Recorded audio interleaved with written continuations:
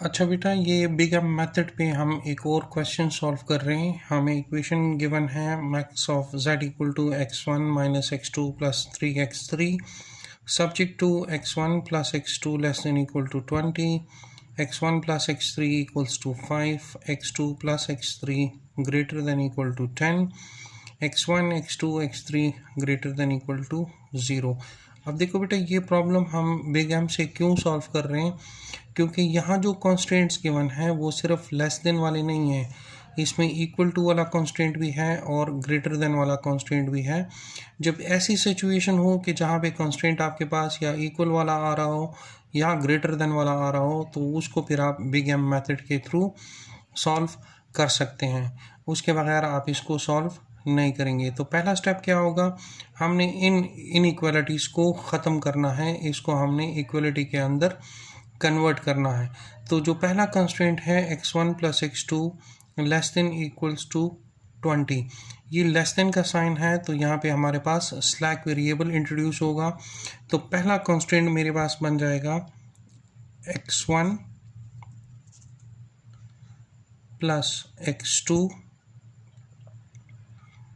Plus एक slack variable मैं introduce कर रहा हूँ, उसको नाम मैं दे रहा हूँ s1, और ये इनइक्वालिटी कन्वर्ट हो जाएगी इक्वलिटी के अंदर इक्वल्स टू 20।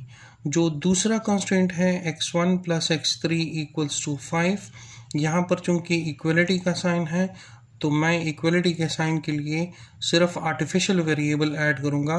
तो ये मेरे पास बन जाएगा x1 plus x3 plus artificial variable a1 equals to 5। Similarly जो तीसरा कंस्ट्रेंट है इसमें ग्रेटर देन का साइन है, तो इसमें सरप्लस वेरिएबल भी यूज़ होगा और आर्टिफिशियल वेरिएबल भी यूज़ होगा। तो ये कंस्ट्रेंट मेरे पास बन जाएगा x2 plus x3 minus s2, ये सरप्लस वेरिएबल है जो हम माइनस कर रहे हैं, प्लस आर्टिफिशियल वेरिएबल a2 इसके साथ ऐड करेंगे और ये ग्रेटर देन का साइन चेंज हो जाएगा इक्वलिटी के अंदर इक्वल्स टू 10। ठीक है जी।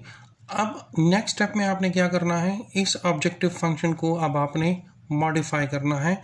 तो ये ऑब्जेक्टिव फंक्शन आपके पास क्या बन जाएगा, ये आपके पास बन जाएगा max of z equals to x1 minus x2 plus 3x3 minus ma1 minus ma2।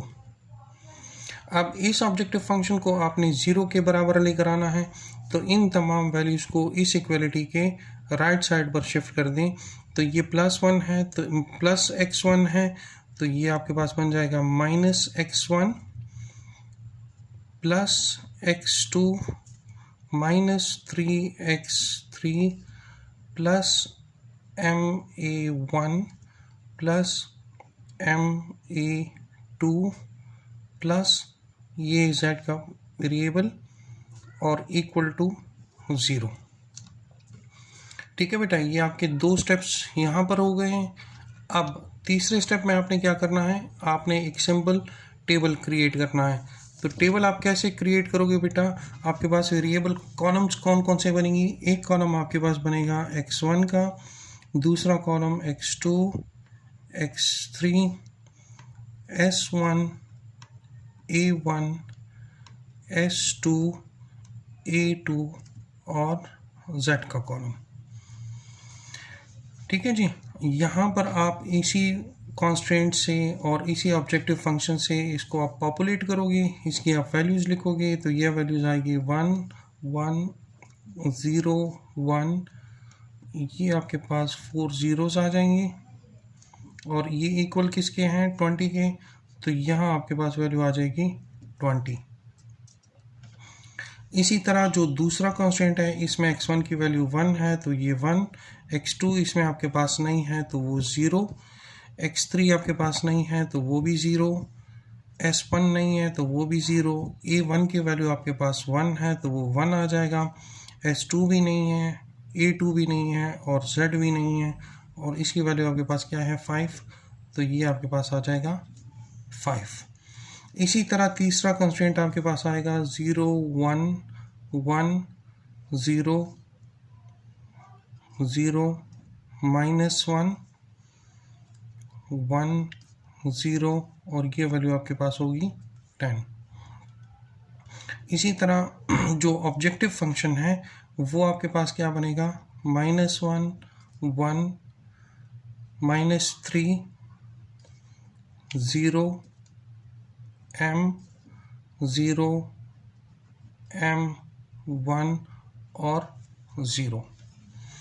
अब नेक्स्ट स्टेप में आपने क्या करना है, इस आर्टिफिशियल वेरिएबल के कॉलम से इस m को रिमूव करना है और इस आर्टिफिशियल वेरिएबल के कॉलम से इस m को रिमूव करना है। तो पहले हम क्या करते हैं, इस कॉलम से इस m को रिमूव करते हैं। वो कैसे रिमूव करेंगे, ये जो रो 2 है इस रो 2 के साथ आप -m को मल्टीप्लाई कर दो, उसका जो रिज़ल्ट आ जाए उसको आप इस रो के साथ ऐड कर दो, तो यहाँ आपके पास 0 आ जाएगा। तो चेंजेस सिर्फ इस रो में होंगी। तो मैं बाकी रोज जो हैं उनको एज इट इज़ लिख देता हूँ, x1 x2 x3 s1 a1 s2 a2 और z। तो चेंजेस सिर्फ आखिरी रो में आएंगी, तो बाकी इन रोज को आप एज इट इज़ लिख दो।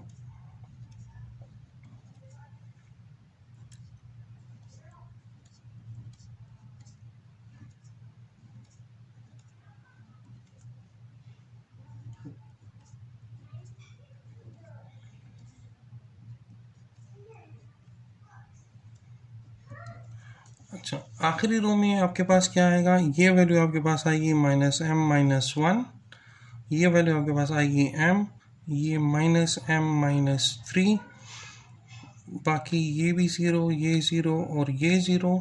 यहाँ पर आपके पास आ जाएगा m, ये आपके पास आ जाएगा 1 और ये वैल्यू आपके पास आ जाएगी -5m।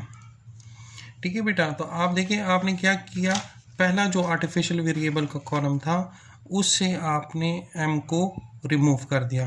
अब हमने इसी तरह इस आर्टिफिशियल वेरिएबल के कॉलम से इस m को भी रिमूव करना है। तो क्या करेंगे, ये जो R3 रो है इसके साथ -m को मल्टीप्लाई करेंगे, जो रिज़ल्ट आएगा उसको इस रो के साथ ऐड करेंगे, तो यहाँ आपके पास 0 आ जाएगा। तो चेंजेस सिर्फ लास्ट रो में होंगी, इन पहली 3 रोज में कोई चेंजेस नहीं आएंगी।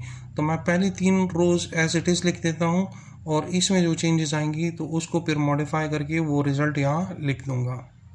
अच्छा बेटा देखो, मेरे पास बाकी रोज एज इट इज़ आ गई हैं, जो चेंजेस होंगी वो सिर्फ लास्ट रो के अंदर होंगी और यहाँ रिज़ल्ट आपके पास आ जाएगा -m -1 -m +1 -2m -3, ये वैल्यू भी 0 होगी, ये वैल्यू भी 0 होगी। यहाँ आपके पास आ जाएगा m, ये आ जाएगा 0, ये वैल्यू आ गई आपके पास 1 और ये आ जाएगी -15m। तो अब आप अपने बेसिक वेरिएबल्स यहाँ से लिख सकते हो। बेसिक वेरिएबल्स आपके पास कौन सा आएगा, पहला आपके पास s1, दूसरा a1 और तीसरा आपके पास a2। तो ये आपका बेसिक वेरिएबल जो है ये s1 हो जाएगा, अगला आपके पास a1, ये आपके पास a2 हो जाएगा और ये आपके पास z हो जाएगा।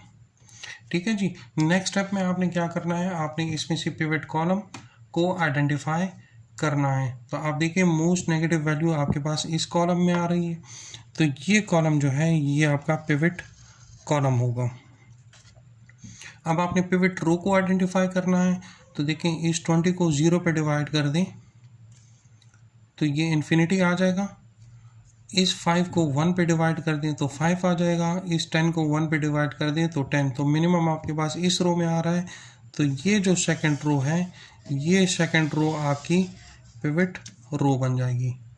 ठीक है जी। अब आपने क्या करना है, पिवट वैल्यू को आपने 1 करना है जो कि ऑलरेडी 1 है, तो ये स्टेप करने की ज़रूरत नहीं है। अगले स्टेप में इसको 0 करना है, वो ऑलरेडी 0 है, आपने सिर्फ इन दोनों को 0 करना है। तो मैं इसको 0 करता हूँ और इसको ज़ीरो क्या कैसे करूँगा, मैं पिवट रो के साथ -1 को मल्टीप्लाई कर दूँगा, जो रिज़ल्ट आ जाए उसको मैं इस रो के साथ ऐड कर दूँगा, तो यहाँ मेरे पास 0 आ जाएगा। तो चेंजेस सिर्फ इस रो में आएगी, थर्ड रो में, बाकी रो में कोई चेंजेस नहीं होंगी। तो मैं बाकी पूरा टेबल इधर बना देता हूँ और जो चेंजेस होंगी रो 3 में वो आपके साथ शेयर करता हूँ।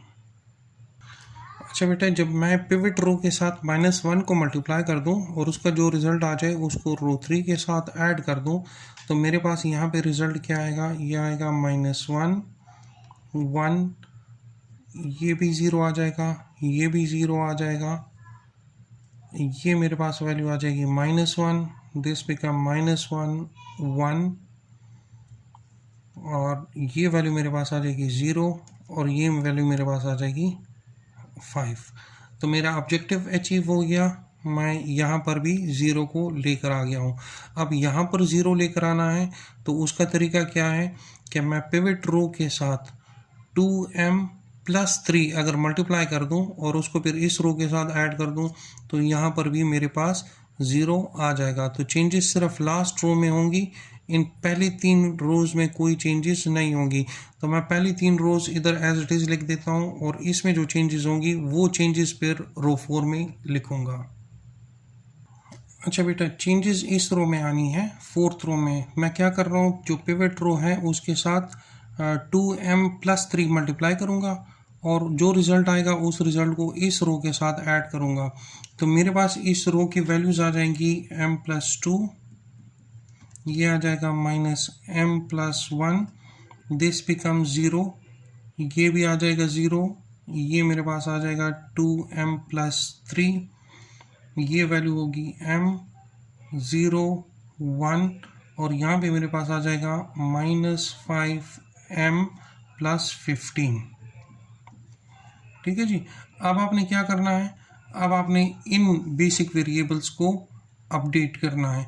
क्यों अपडेट करना है, क्योंकि अब a1 के कॉलम में 0 और 1 नहीं है, तो a1 यहाँ पर लीविंग वेरिएबल होगा और उसकी जगह पर आपके पास x3 वेरिएबल जो है, क्योंकि उस कॉलम की वैल्यू 1 और 0 है, तो x3 यहाँ पर एंटरिंग वेरिएबल होगा और a1 यहाँ पर लीविंग वेरिएबल होगा। तो ये a1 यहाँ से ख़त्म हो जाएगा, इसकी जगह पर अब आपके पास x3 जो कि एंटरिंग वेरिएबल है वो यहाँ पर आ जाएगा।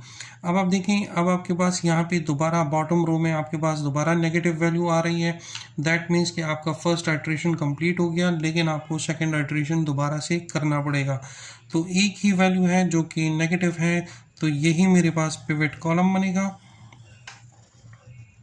अब 20 को 1 पे डिवाइड कर दें तो आपके पास 20 आएगा, 5 को 0 पे डिवाइड कर दें तो आपके पास इन्फिनिटी आएगा, फिर आप 5 को 1 पे डिवाइड कर दें तो 5 आएगा। तो सबसे कम वैल्यू आपके पास इस रो की आ रही है, तो ये जो रो है ये रो आपके पास पिवट रो होगी।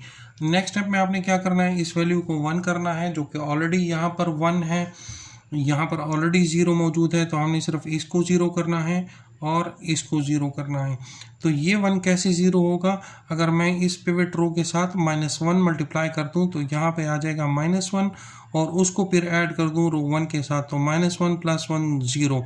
तो चेंजेस सिर्फ इस रो में होंगी, लास्ट जो 3 रोज़ हैं ये एज इट इज़ रहेंगी, उनमें कोई चेंजेस नहीं आएंगी। तो मैं निचले जो 3 रोज़ हैं इनकी वैल्यूज़ को लिख देता हूँ और यहाँ पर कैलकुलेट करके जो वैल्यूज़ आएंगी वो वैल्यूज़ मैं यहाँ पर लिखूँगा।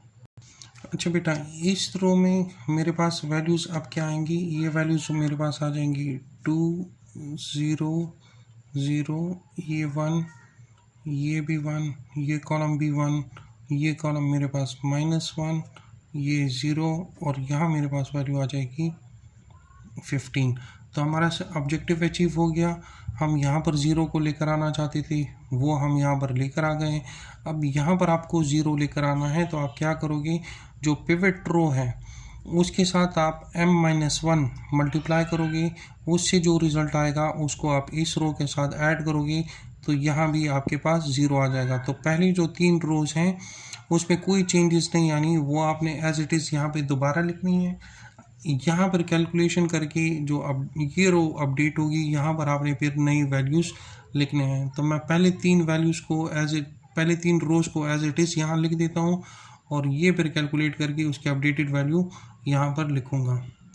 अच्छा बेटा, जब आप पिवट रो के साथ m-1 मल्टीप्लाई कर देंगे और उससे जो रिज़ल्ट आएगा उसको आप इस रो के साथ ऐड करेंगे तो यहाँ पर आपके पास वैल्यू आ जाएगी 3, 0, ये भी आपके पास आ जाएगा 0, ये भी 0, this becomes m+4, this becomes 1, m-1, 1 और ये आपके पास आ जाएगा 10। तो आपका ऑब्जेक्टिव अचीव हो गया। आप यहाँ पर 0 को लेकर आना चाहते थे, वो 0 हो गया। अब आप देखें ये आपका पूरा 0 और 1 बन गया। दैट मीन्स कि x2 अब आपका एंटरिंग वेरिएबल होगा और यहाँ से एक वेरिएबल जो है वो लीव करेगा। वो कौन सा वेरिएबल होगा? S1 देखें, उसमें अभी भी 1 और 0 है तो ये एज इट इज़ अपनी जगह पर रहेगा। x3 में आप देखें वहाँ पर भी 0 और 1 है तो वो अपनी जगह पर एज इट इज़ रहेगा। A2 का कॉलम देखें, उसमें अब वैल्यूज़ चेंज हो गई हैं तो यहाँ से A2 अब आपका लिविंग वेरिएबल होगा और उसकी जगह पे अब आपके पास एक नया वेरिएबल यहाँ पे आएगा। तो नया वेरिएबल कौन सा होगा? ये पिवट कॉलम वेरिएबल x2। तो ये A2 आपका लिविंग वेरिएबल हो जाएगा और इसकी जगह पर आ जाएगा x2। सेकेंड इटरेशन भी आपकी कंप्लीट हो गई है। अब आप देखें यहाँ पर आपके पास कोई भी नेगेटिव नंबर नहीं है। दैट मीन्स कि आप अपने सोल्यूशन तक पहुँच गए हो। तो आप z की मैक्सिमम कौन सी वैल्यू ले सकते हो, अचीव कर सकते हो? That is 10। किस केस में? जब x1 यहाँ पर नहीं है, दैट मीन्स जब x1 की वैल्यू 0 होगी, x2 की वैल्यू, ये जो कॉलम है रो है x2 का, इसकी वैल्यू आप देखो जब x2 की वैल्यू आपके पास क्या होगी? 5। सिमिलरली जब x3 की वैल्यू आपके पास क्या होगी? 5। तब आप मैक्सिमम क्या अचीव कर सकते हो? z की वैल्यू, मैक्सिमम वैल्यू आप अचीव कर सकते हो 10। अब यही सिचुएशन आप इधर इस इक्वेशन में पुट कर दो। x1 आपके पास 0 है, x2 आपके पास 5 है तो इससे आ जाएगा -5 प्लस 3 × 5 15। तो -5 प्लस 15 तो z की क्या वैल्यू आएगी? 10 आएगी। इधर इस कंडीशन को सेटिस्फाई करती है, x1 की जगह 0 और x2 की जगह 5। तो 5 is less than equal to 20 तो ये कंडीशन भी सेटिस्फाई हो गया। यहाँ पे 0 + 5 तो 5 = 5, ये कंडीशन भी सेटिस्फाई हो गया। यहाँ पे 5 + 5 which is greater than equal to 10 तो ये कंडीशन भी सेटिस्फाई हो गया। x1 की वैल्यू क्या है? 0 which is equal to 0, x2 is 5 which is greater than 0, x3 is 5 which is greater than 0। तो आपके तमाम कंस्ट्रेंट्स भी सेटिस्फाई हो रहे हैं और आप z की मैक्सिमम वैल्यू जो अचीव कर रहे हो वो आपके पास है 10। आई होप कि एग्जाम्पल से आपको बिग एम मेथड और ज़्यादा क्लियर हो गया होगा। Thank you.